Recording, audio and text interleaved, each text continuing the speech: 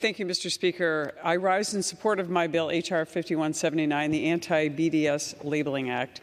The Anti-BDS Labeling Act would codify the Trump administration's 2020 U.S. Customs and Border Protection rule entitled Country of Origin Marking of Products from the West Bank and Gaza.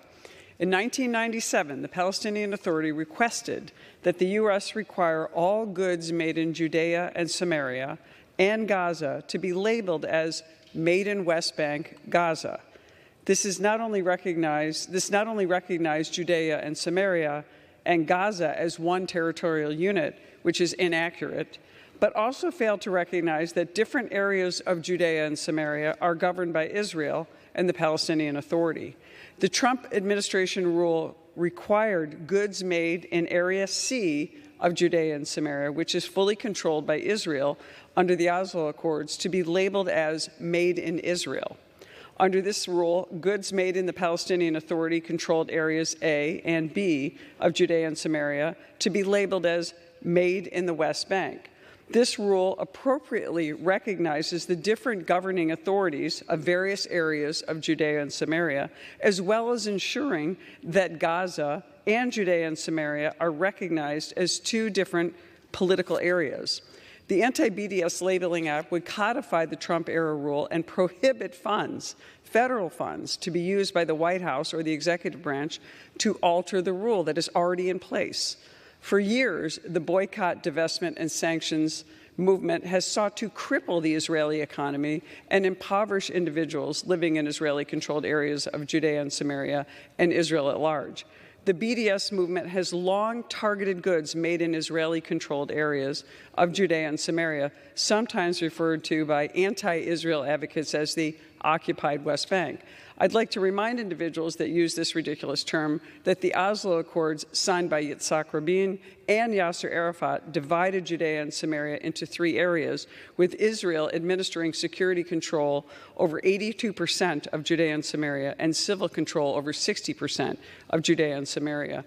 This bill ensures that there is no distinction in labeling between goods made in Israel and Israeli-controlled areas of Judea and Samaria.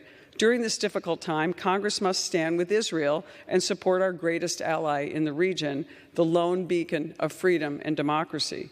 I'm grateful to Chairman Smith and all of my Ways and Means Republican colleagues who are supporting this critical legislation, and especially when it passed through the House Ways and Means Committee. We must stand with our greatest ally in the Middle East, Israel, and demand accuracy in the labeling of goods imported to the United States as required by law.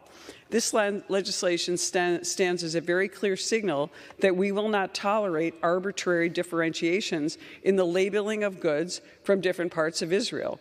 Whether a good is made in Tel Aviv, Jerusalem, Efrat, Golan Heights, or Gush Etzion, it should be labeled as made in Israel.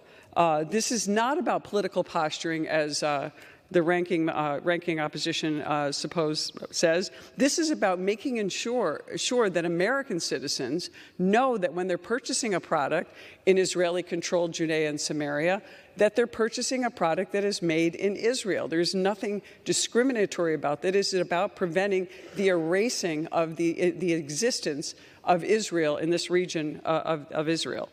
I encourage all my colleagues to support this legislation. It is not political posturing. It is something to protect Israeli products, Israeli individuals who are producing these products, and also to protect American citizens who would be purchasing this product and get to make a decision about what they would choose to buy, whether it is made in Israel or not. They make that choice. That's something that all Americans are entitled to under this Labeling Act. And with that, I encourage all my colleagues to support this legislation, and I yield back.